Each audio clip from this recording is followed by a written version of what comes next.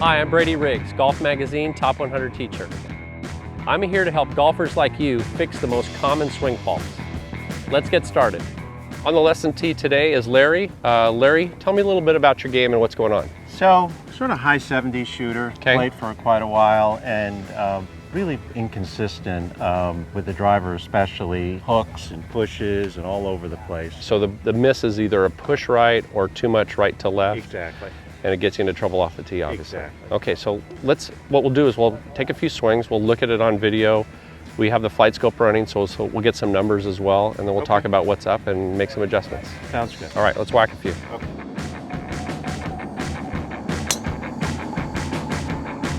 Okay, a couple more.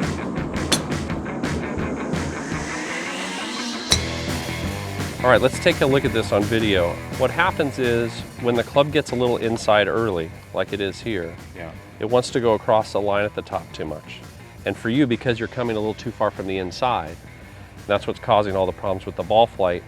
This backswing shape is a problem. So as it gets across the top, it starts to fall down underneath on the downswing. Oh, wow. And you can see how inside out it is here, right? Yeah, It's significantly huge. into out. So for us to get the fade that we kind of both want you to hit, we're gonna have to get the path and the face both left of the target and the path more than the face. Okay. And we'll do that by changing the shape of the backswing.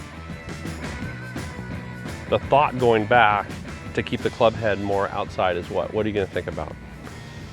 Keeping it sort of, without hitting you, keeping it go straight up. Okay, so that's your trigger, right? To help the club get up a little bit quicker. Right.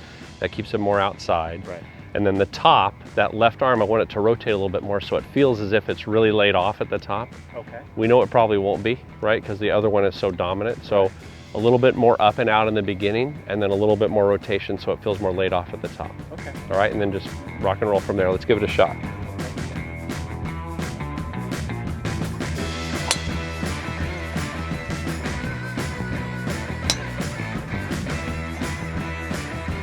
That was really good, Larry. Okay, so that was a million times better, right? So the takeaway you can see is much more up in front of you. The club's not sucked inside like it was before. That made it much easier to line the club up at the top.